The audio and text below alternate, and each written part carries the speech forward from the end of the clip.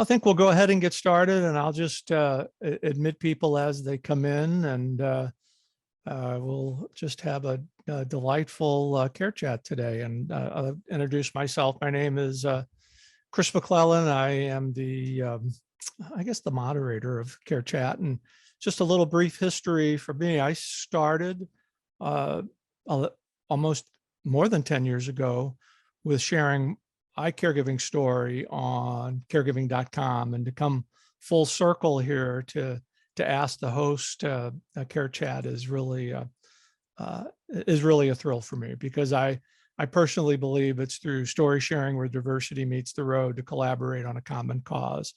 And our common cause is to support caregivers. And our CareChat, it's designed to bring awareness, resources, and comfort to those who care. And we want to make our CareChat as interactive as possible. So please use the CareChat feature, the chat feature on Zoom all throughout the discussion today, and submit questions for Melanie. Share your own tips and resources with all the participants. And as we get closer to the close of the hour, we're going to try to take as many of your questions as possible. But if you feel like you have a question that you want to ask Melanie, or you have something that you'd like to say, just use there's down on the bottom right-hand corner, the reaction button, raise your hand, and we'll try to get to as many as those questions as we can. And then whatever questions that we don't get to today, they'll all be recapped on caregiving.com after the session is recorded. So without further ado, our featured guest today, with over 25 plus years of clinical experience working in hospice, palliative care, bereavement, and private practice, Melanie McMillian has extensive skills in assisting people and families with chronic and terminal health issues and caregiver stress.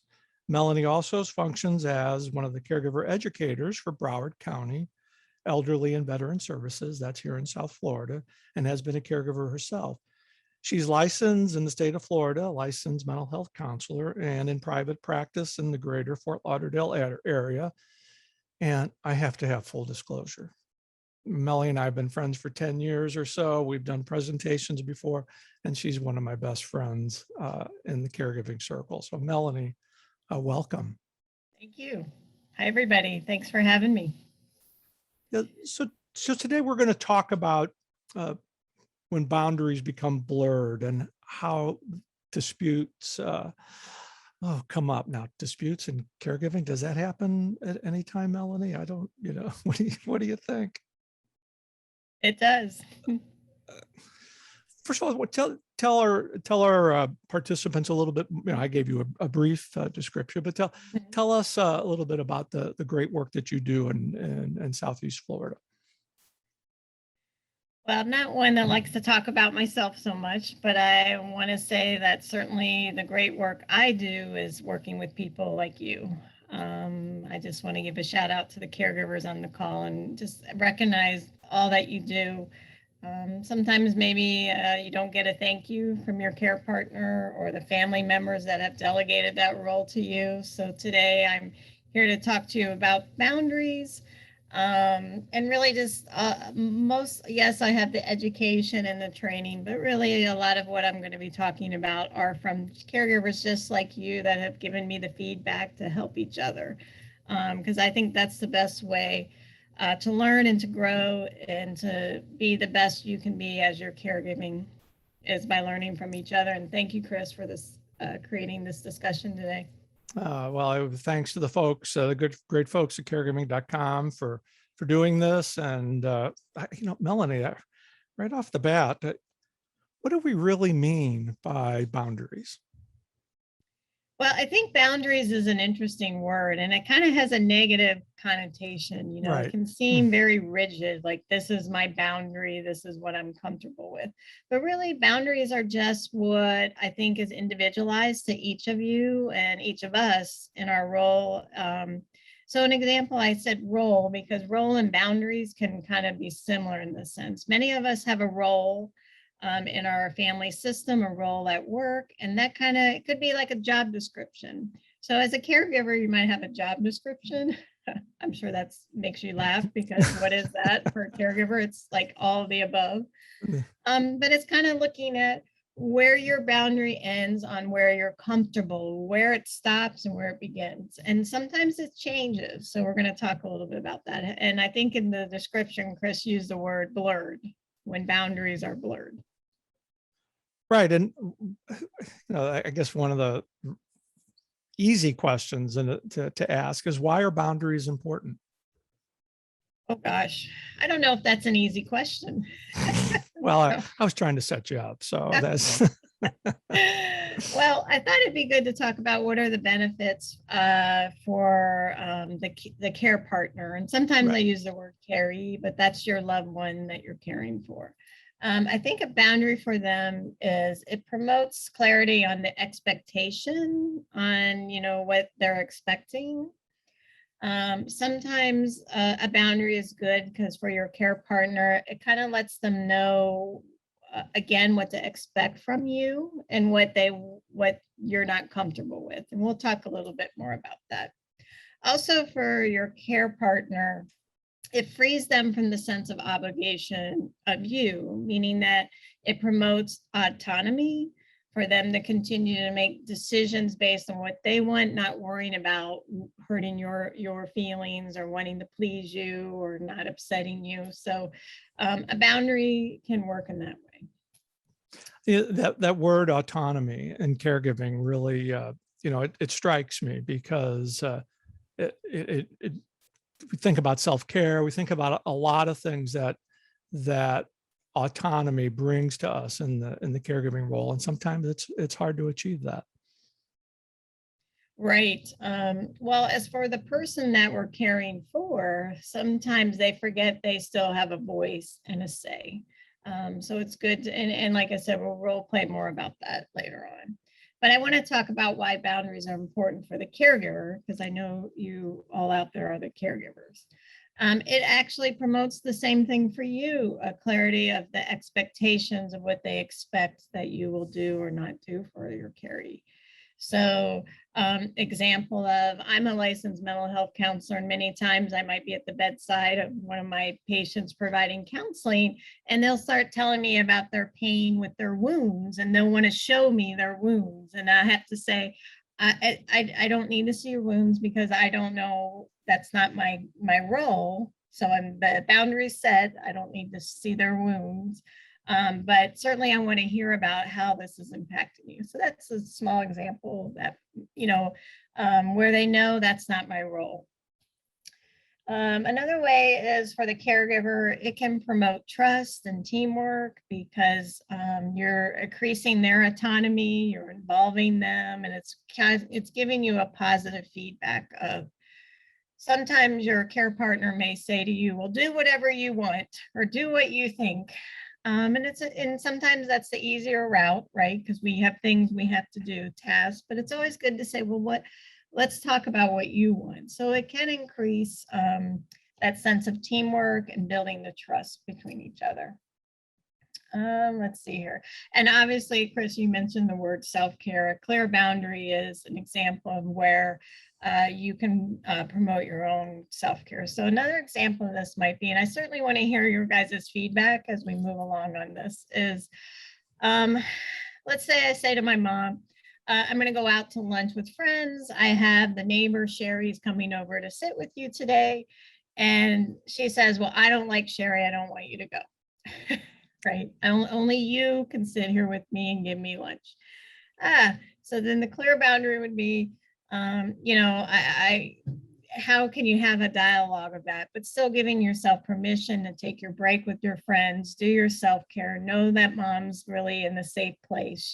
And that when I get back, usually what I find is, oh, everything was fine, right? But the care partner wasn't really receptive to it in the beginning. I see you smiling, Chris, on that. Yeah, well, there's a lot of thoughts that go through my mind, but I think the other thing about the boundaries is it kind of helps promote dialogue. And I'm going to say positive dialogue, because we we kind of know the roles.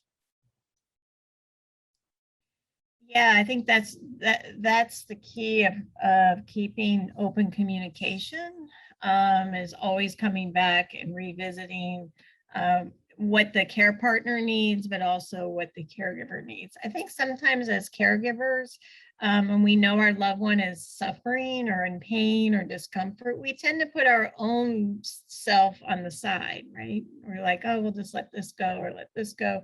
And we don't realize that that's building up within inside of us, and that it's important that we look at, okay, what's going on, taking a break. And I think boundaries are a great way. Another example that's coming to me is as a daughter, I might not feel comfortable doing personal care for my father. But my father is like, I don't want some stranger coming in and doing personal care.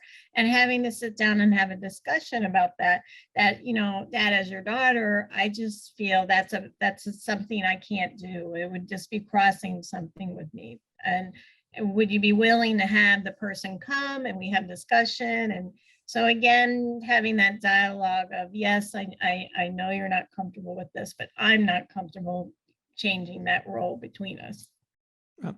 Just a quick reminder, if you have a question or a comment, please put them in the chat box, or if you want to be bold and raise your hand, just go to the reaction button at the bottom of the page and just there's a raise your hand, and we'll open up the microphone for some questions from Melanie. But Melanie, what happens when these boundaries become blurred?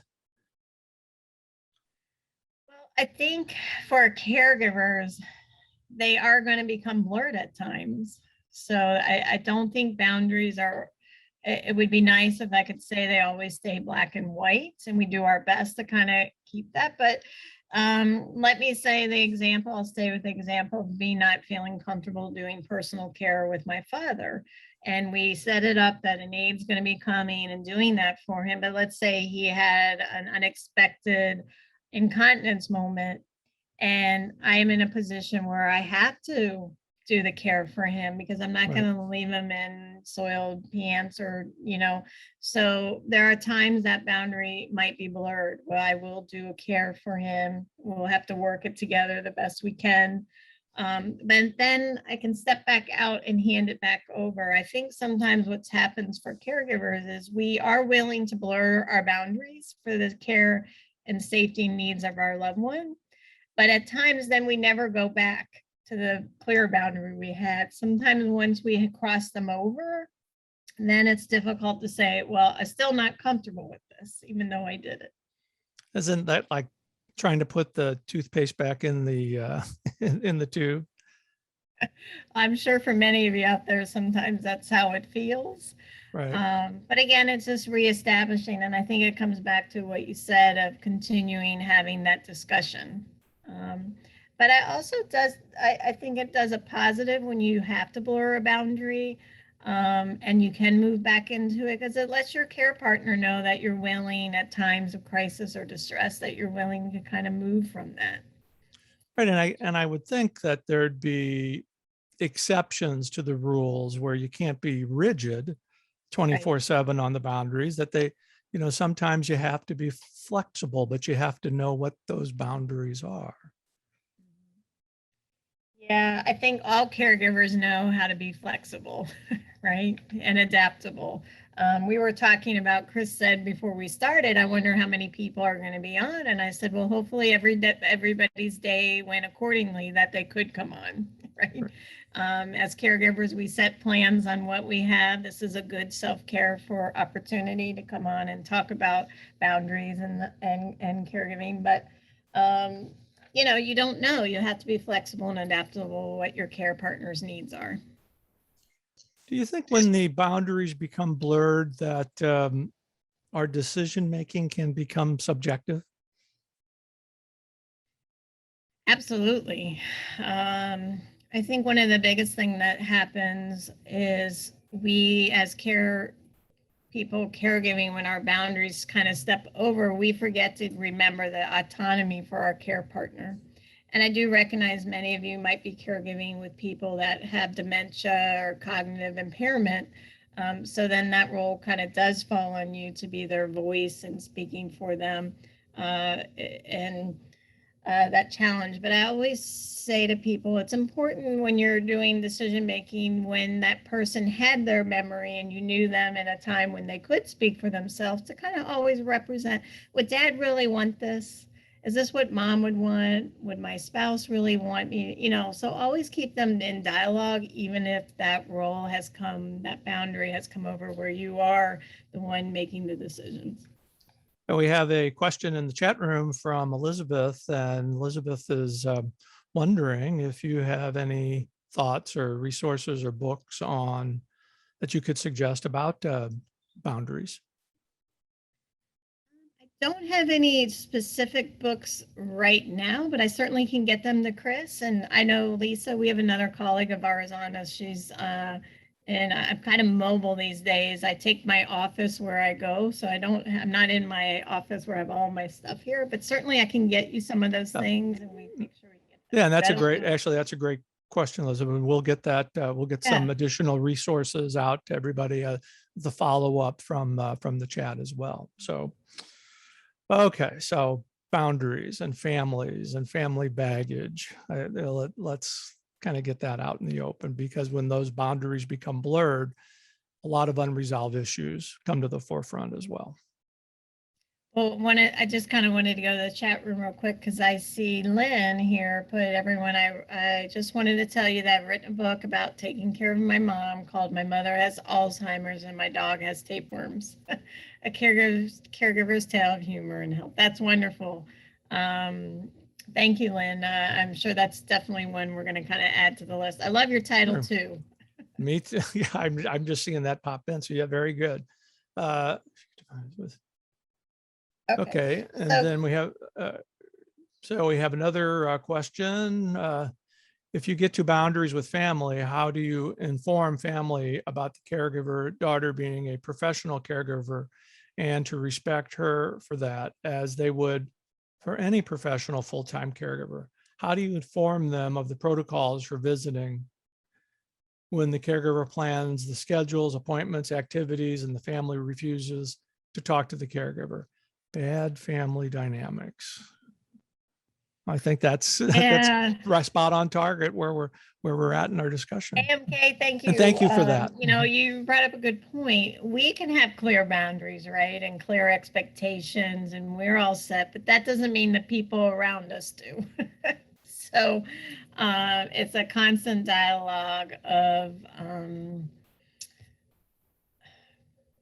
doing your best to keep the person, your care partner, safe.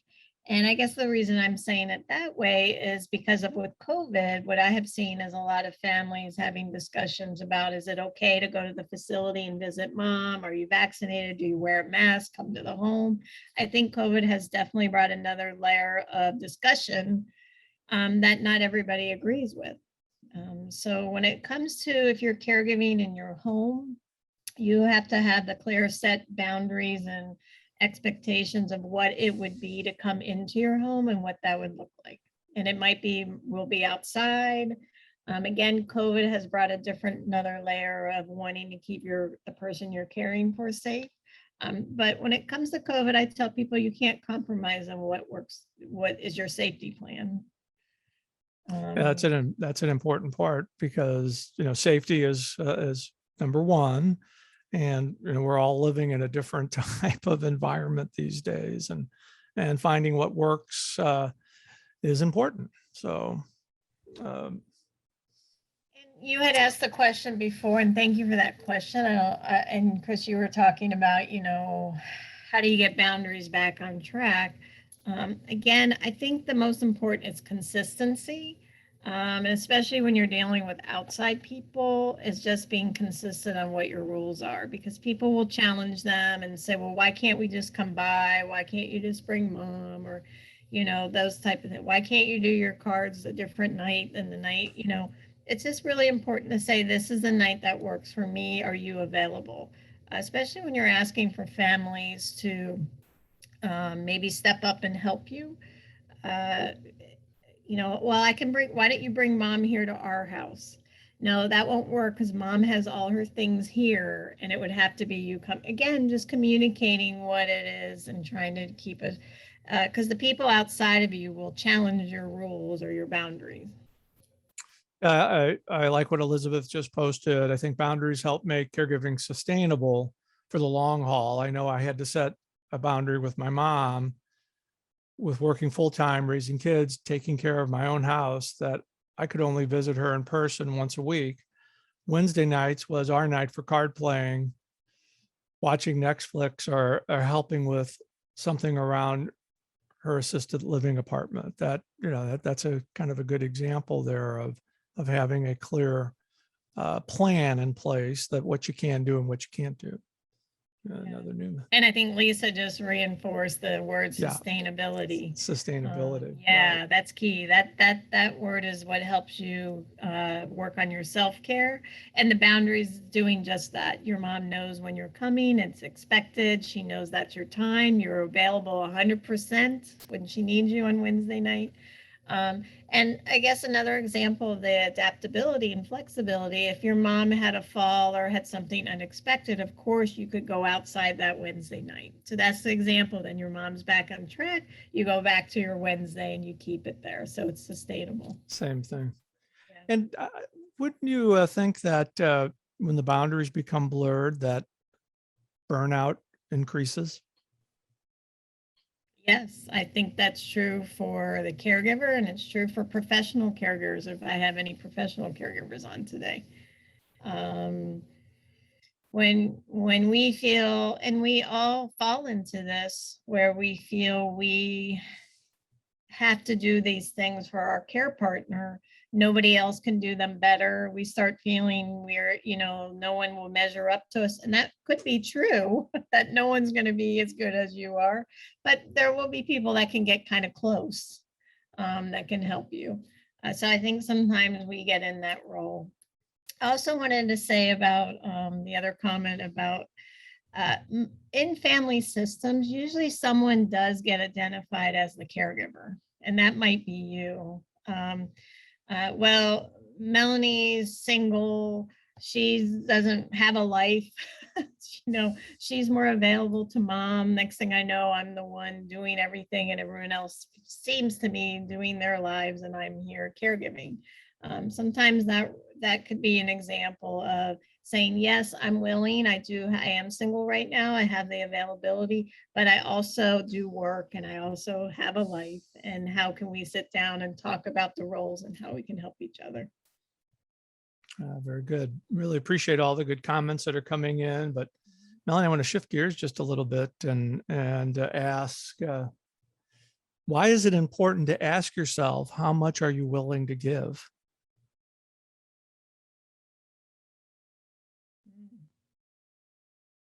Did I stump the therapist? No, not at all. I know how I would answer that. You didn't actually stump me. I was thinking that might be a good question to put to the audience. Well, I was thinking that it also. Might be a good time to pause and say, what do the caregivers out there feel about this? If anyone feels open and willing to discuss it. Yeah. So why is it important for caregivers or ourselves? I mean, I used to ask that myself, and I always answered it, well, I'm going to do whatever I need to do. But 30, 40 pounds later, I realized that I needed to take a little bit better care of myself. So what are some of your thoughts? Feel free to put them in the chat box, raise your hand. We can open up the discussion. We want to hear from you. Heather, knowing you are overextended after the fact means active recovery instead of maintaining a steady state. Very good. Any hands? Hi, this is Arlene Barnett. Can I say something? I'm not good with Zoom. Can I say something? Sure. Of course, Lynn. Sure. I think it's important to set boundaries, because when you don't, you're not necessarily aware of your own stress. Because when my mom had Alzheimer's, one day my husband was watching her and I met two friends for lunch, and I wasn't crying. I wasn't unloading on them or anything like that. But later at night, I came home and I saw an email from one of them that said, I shouldn't say this, but, and I thought she was going to say, oh, we should just get together more often. Let's just skip work, play hooky and let's get together more often. But that's not what she said. She said, I have never seen you so stressed. And again, I wasn't crying. I wasn't screaming. I was dressed appropriately. It's not that I, went to a restaurant in my pajamas. I mean, I felt that I was really, holding things together. But she noticed that my face was really red. I have rosacea and it kind of acts up when I'm stressed. So I think if you don't set boundaries, because my mom lived with us for 5 years and 3 months, and we were the 24-hour day, 7-day a week caregivers. But I was lucky that my husband Larry could take care of her a little bit because I worked part-time and he was sort of semi-retired then, so we could do that. The days that I was doing it, 24 hours a day, sometimes you're just not aware of your stress. You're like, okay, I'm handling this just fine. And other people are noticing that you look like you're going to either pass out or explode. So I think for your own mental health, I think that's why. And now I'll go back to being on mute. Thank you for sharing that. And we're Lynn, gonna. I want to just add to that. Thank you for sharing that story. Sometimes burnout, or the term we use sometimes is compassion fatigue, is just like that. We're not even aware of it because you're in the trenches doing the care, you're moving along. You think you have this all together. You're doing pretty good. You're like patting yourself on the back. And then you go to lunch with 2 dear friends and they're like, you're not doing too good. And it's like, what?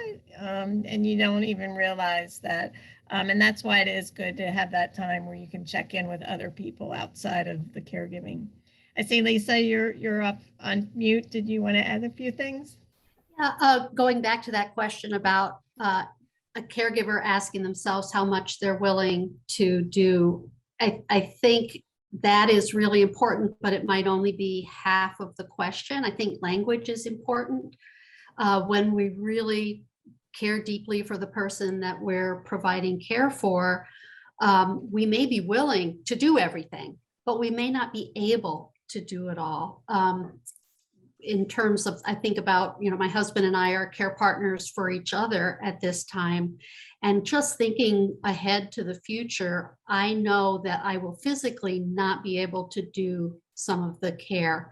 And knowing what my physical limits are, in addition to the emotional limits that everybody is talking about, I think it's just important to be aware of what's realistic and what's doable. We only all have 168 hours in a week, and sometimes we really cut into resources. I think about it as resources, right? Not just money, but time, physical energy, and well-being. Just things that we don't always necessarily think of as being finite, but they truly are. So I just wanted to add that to the discussion. Well, and we appreciate that, and goodness. And, Elizabeth added, I learned to take a break before I break. That is very good. But I think, Melanie, it also coming, I think we're really kind of talking about this. This is about developing your own inner barometer. One of the things I used to like to say, as I learned from my caregiving experience, was, setting a daily intention for myself. Whether it was 5 minutes of just doing nothing for me, finding that space where you can, you have your own me time. Easier said than done, though. Yeah, I like this too, adding to what Elizabeth said. Sometimes even the bathroom is a good place to take a break for a moment and just collect myself. And, you're right. Sometimes it doesn't have to be, I got to go away and be with friends. It could be just while you're in the middle of caregiving to give yourself a space to kind of recollect yourself, take a few breaths, and, get yourself a little more grounded and ready to go back out and do the tasks that you have to take care of. And we all have finite energy and resources. Even expensive luxury cars need maintenance and high-powered gas. I love that. Yeah, love your humor, Elizabeth. That's a great analogy. But I kind of want to go back to with what Lisa said, because I think that was a really good point she made about the willingness. When we love somebody, of course, it might be like, I'm willing to do all of it. I'm willing to, I want to be this for the person I love and care for. But recognizing just because we say that doesn't mean it's realistic. And having those hard conversations of, okay, what am I really able to do and can do versus, what I'm willing. Right, and that actually brings up an interesting point when you think about those pre-established relationships that are there before caregiving happens in most cases. When then all of a sudden this added responsibility of caregiving comes in, and that changes the relationship. It's like having two relationships in one. And how do you balance? Yeah. How do you balance those? Goes in the paper. It could be difficult and a strain on both of those relationships. Also, Heather added to add to that what Melanie was saying, we may not deeply understand what doing everything is going to mean. And that's true. Again, I think it comes back to having the dialogue and the conversation and the discussion. Discussion. Now, Melanie, communication is important in caregiving? Well, communication is important, but I think just as important is active listening. Listening is a skill that is just as important when we can sit and just listen to each other, what we have to say. It can be just as powerful as the words we're saying. And active listening is, as you said, is often a tool in communication that is often forgotten, and especially when boundaries become blurred.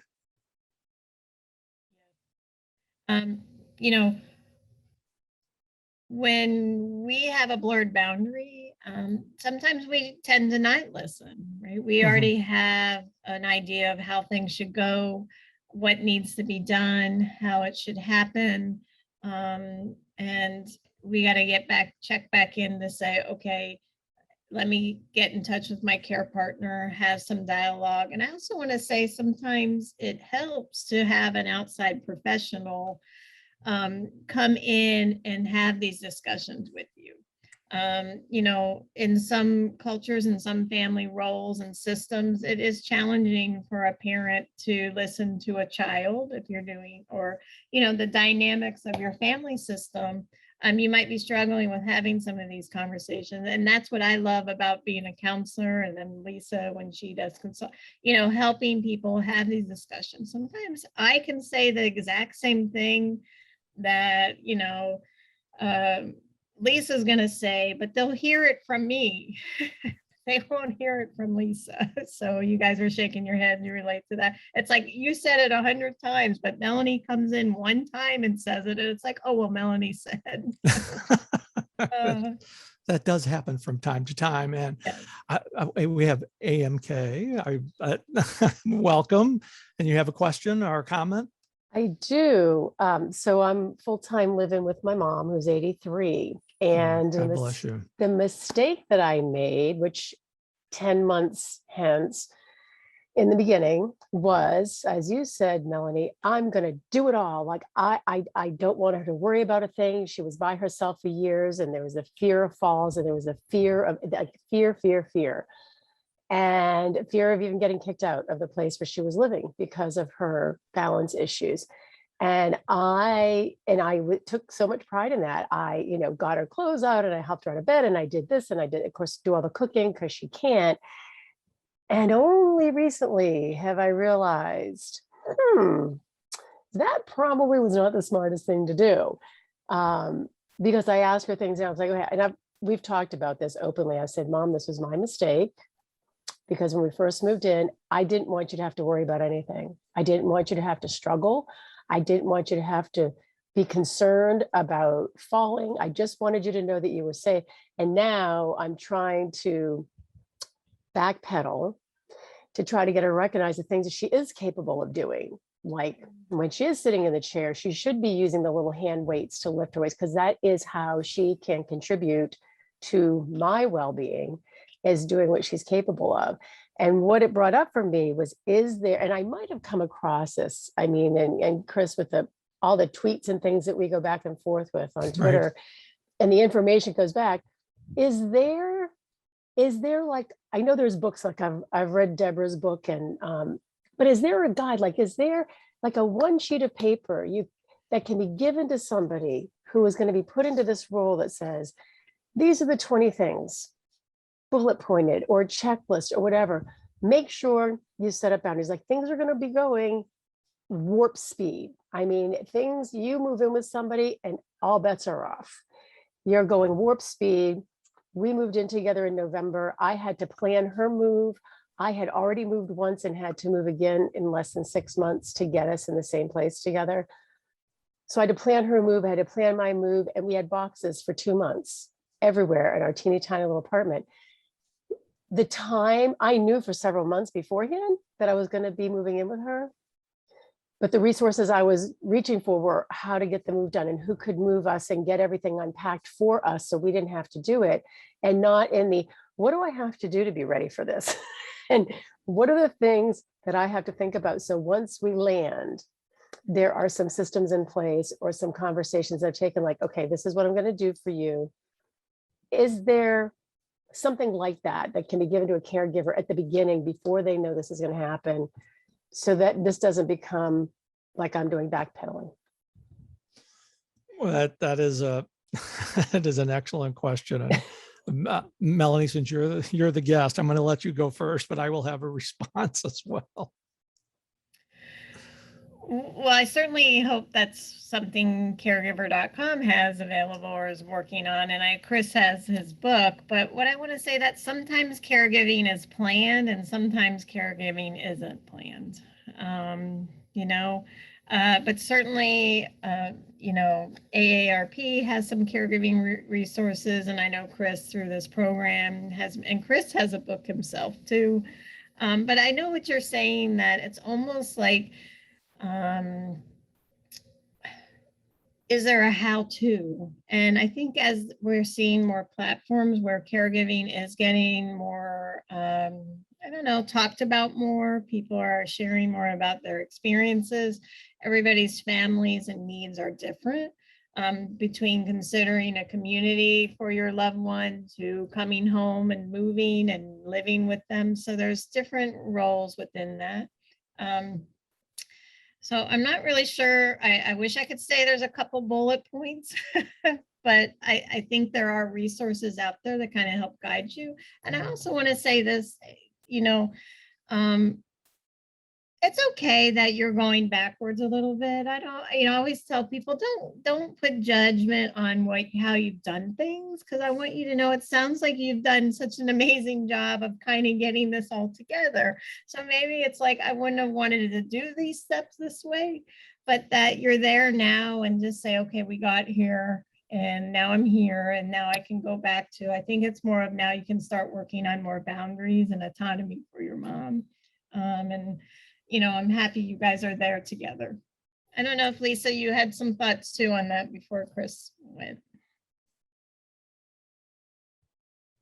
Thanks for asking. I think some of the complexity is really tricky. And Melanie, you mentioned that sometimes caregiving comes on us very suddenly, and other times it just kind of creeps up slowly. I think about the frog in the water story that folks may have heard about. Sometimes you're a frog that jumps right in and you realize right away that the water's too hot. I definitely need help. But if you're just a froggy swimming around in, nice, comfortable water and it slowly gets hot, we might not realize that we're in over our heads or we're past that burnout point. So that's one really important thing. And then Jerry Lynn mentioned that caregiving is in the chat box, that caregiving is so complex. I think we can't anticipate everything that might happen or what the needs may be, but we can recognize and learn certain principles and philosophies about caregiving, and healthy boundaries is certainly one of them. And we can learn who the resource people are. If we know that we have somebody that we can connect with, and you, Melanie, and Chris, and the folks that are all working together, folks at caregiving.com are great resources that can help give us guidance when something specific does come along. And there is some advanced planning you can do, advanced healthcare decision-making, things like that. So I don't want to take up too much air, but it is complicated. There is some stuff we can do to educate ourselves now. And then, Chris has mentioned flexibility. We just need to stay flexible and know where we can go when we do have a question or something else happens. Right. And that's really one of the keys is, knowing where you can go. But as I've always liked to say, and some people on this call probably have heard me say this before, I've never met in the 10, 11 years I've been either a caregiver or an advocate, I've never met one person who's had caregiving on their bucket list of things to do in life. I've never met anybody that has had it all planned out about what they're going to do when this is going to happen. Sure, you have your advance directives. Some people have their advance directives, all those things in place. But when you think about it, caregiving, I have to check myself here because I've been told about this before, but caregiving happens because of two things: an untimely diagnosis or an unfortunate accident, and suddenly you're thrust into this role. I've also learned in the past 6 months through our podcast that people have chosen to be caregivers. They've chosen a spouse or a partner who has a disability.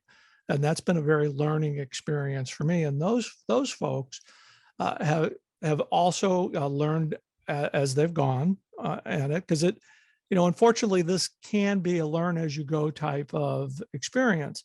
And that's why these conversations and these chats are so important. And you think about the difference just in the last 10 years of where technology has come and the information that's readily available for caregivers, whether it's your first day or if it's your 13th year. And now we think it's coming full circle with the CARES Act that hopefully will be made into law here within the next year. That's going to change the playing field for caregivers, both in-home caregivers, working family caregivers, because this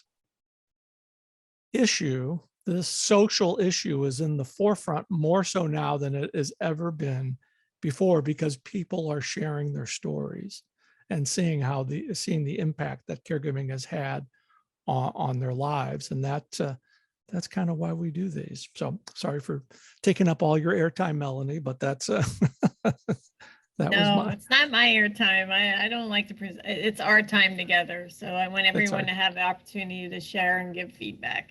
I got just a couple comments that came in while we were talking. Heather said it can be tough because our adrenalized minds are going to prioritize differently. Jerry Lynn, caregiving is also complex and variable. Who are you in a relation to them? What are their health conditions? What are your health and working situations? Are they a veteran? And I like how she ended it on and on and on and on. Yeah, That's very good. And one of the other things I wanted to ask you about, Melanie, we've kind of talked about this before, and I don't have the chart to put up on screen because I'm not that technologically savvy yet. But zone of helpfulness. I mean, there's it could be an extreme. You can help too much. You can help not enough. But how do you find that balance of your zone of helpfulness? Yeah, there's that saying they use the zona that you have an arrow going both ways, and if you're way over here, you're under caring or you're under helping, and if you're way over here, you're over helping, and then they say right in the middle of the zone of helpfulness. I think we use that term a lot in everything. If you're eating too much, not eating, exercising, so it's always that barometer of keeping it at that right temperature, right in the middle. And again, I think that's individualized, but the story that Lynn had shared, I think was really important because sometimes it does take outside people for us to say, I think you should talk to someone. So I have an individual client I see who's caregiving for her husband, and she called me. She said she went to the doctor with her husband, and the doctor asked her if she was talking to somebody. And then she went to, I think she took him for blood work, and someone there asked her if she's talking to someone. And she called me very angry saying, I told them I'm talking to somebody. so, uh, so just because she's talking to me doesn't mean this isn't hard, or that she's not going to have days she's in the office and she's not feeling happy, or she's feeling. And so it's just honoring that sometimes our barometer may be off a little, but that we're human, and that this is hard. As much as we are willing and wanting, there are days that it just comes out, and that's okay. To know And when you need to add somebody to your support team. and it's okay to have a hard day and admit it. I think as caregivers and just as caring people, Mhm. we always want to feel, and I think that's what AMK I was saying about, I work a lot about not giving us our own judgment and kind of beating ourselves up. We're kind of hard on ourselves. We want to be doing everything so, except we don't want to have to say or ask for other people, or if other people know, but at the end of the day, it's okay. It's okay. We want you to be successful and be able to have this time with your care partner and work together. So Melanie, are you seeing the AMK's latest comment in the chat box? That might be something that you would be more aware of than me. Yeah, coming to individual counseling is very challenging. You're right. I know here our local, we're here I'm in Florida, Fort Lauderdale, and I do some work for our elderly veteran services. We do have a caregiver online support group. So wherever you are, maybe look at your aging, and you might have an aging disability center or senior organization that might be doing some onlines. One thing good about this Zoom, like Chris said, with technology, I think this works great for caregivers, because it is challenging for you to get out sometimes to go to these support groups, but you can log in, you can manage it a little better. So I encourage you to look for some support groups. And Chris, I don't know if caregiver.com has resources on that also. They have some resources as well, and there are telehealth counseling services out there as well in your local community, and there are resources. It's again, when you're in the middle of a crisis, trying to find the resource can be stressful in and of itself. But always look to you can look to caregiving.com for excellent resources, and everybody on this call has a resource. And the great thing about that is these are all trusted resources. I'm a big proponent of when caregivers share resources, they know that it's a trusted resource. It's a vetted resource, because one caregiver to another caregiver wouldn't give a bad resource out. We've just got about 10 minutes left in our hour. This has gone by real fast. So I want to open up the questions, the phone lines. Listen to me. Open up the microphone. Anybody have any questions, any comments, any resources they'd like to share? Let's open up the There's discussion. some there in the chat line. I don't know if you want to read. Let's see. Okay. Elizabeth added a couple of support groups where you may find someone in your daughterhood.org, very good resource. And the Directory of Certified Caregiving Consultants. Lisa mentioned Medicare pays for counseling, and now at least has been paying for Tele Therapy. For patients who are in Heather adds, for patients who are in hospice care, making sure that social work gets a chance to be alone with the patient. Now, Melanie, you can certainly talk about that with your experience in hospice. I've had the honor and privilege to work with hospice patients and their families for 20 years before I went full-time into private practice. But definitely, Heather, you're right. Allowing the patient to have that time one-on-one with the counselor, the family one-on-one, and sometimes it's very beneficial for the counselor to bring everybody together and have those dialogues. But what's great about hospice is they come right to the home, and you have that social worker coming right to the house, and that's great. Lisa brought up a good point about teletherapy right now. Honestly, before the pandemic, I was probably one of those people that said, I don't really know about teletherapy. Now that I've been forced to do it, I think it's wonderful. And it's been great for homebound people, the teletherapy and caregivers and for patients. And it's something that's come out of this crazy pandemic has been a positive for mental health. And like AMK mentioned, though, it is challenging to find connections and openings, but they're there. Keep searching. So Louise has a question, Melanie. I'm going to ask her to unmute. There we go. Hi, Louise. Okay. Hi there. Hi, Sorry I was Louise. late. I was taking care of my Carrie. We get it. No worries. Yeah. I care for my husband who had a stroke 6 years ago. And he was only 58 and he had a severe stroke. So he has right side effect and severe aphasia. So it is a full-time job for sure. And I live in Canada. Our system is overloaded, and our first experience in the first 3 years was not good.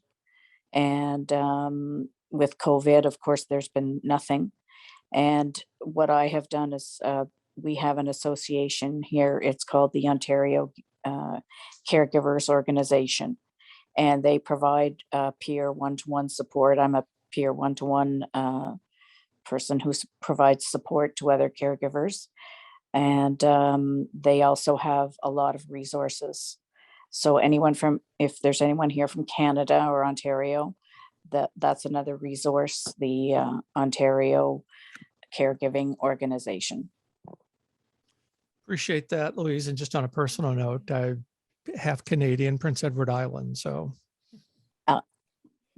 very proud of my Canadian roots. So it's great, great to have you here. So that's a great, that'd be another really wonderful discussion to have, the differences between the healthcare systems in the United States and Canada. That might take more than just an hour to talk about that, but it would be interesting to, talk about that. Yeah. So goodness, Melanie, this is, we just got 7 minutes left. Any words of wisdom you'd like to add before we close?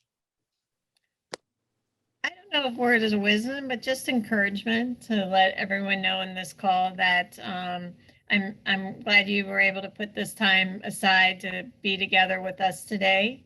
That you're not alone, even though some days when you're in the trenches of caregiving, you may feel that way. Take advantage of these opportunities to come on a call and learn from each other, see other caregivers' faces. These are opportunities where we can talk about the real things, the real issues, and just gain strength to help you move forward and continue in your caregiving journey. And it's all about support and being together and knowing that at a moment's notice, you can reach out to somebody that understands your journey because they're walking on that same road. Mm-hmm. Any final thoughts or resources that you'd like to share with the group?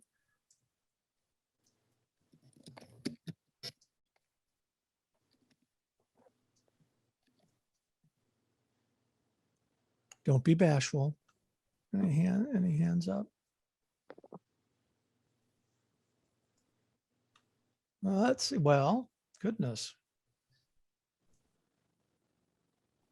Melanie, I appreciate you spending the time with us today and all the participants, all the great questions. Goodness, it's just, it's great to be able to do this. And our next CareChat is Tuesday, September 28th. It's always the last Tuesday of the month. And I learned that this month, because there's 5 Tuesdays and I had planned for the 4th Tuesday, but thankfully Melanie's schedule was flexible and she was able to adjust and we were able to do this today. But I really appreciate everybody's participation. There'll be a follow-up post about today's CareChat on caregiving.com. The recording will be there. Any unanswered questions that we didn't get to, we'll certainly include them in the blog recap. And I just can't thank you all enough for being here and what you're doing for your care partner and especially for yourself. I'm your host, Christopher McClellan. We'll see you next month on the fourth Tuesday of the month. Enjoy. Take care, everybody. Thank you, Bye, Melanie. everybody. Thank you, You're Chris. welcome. Thank you. Bye-bye. Take care. Be well.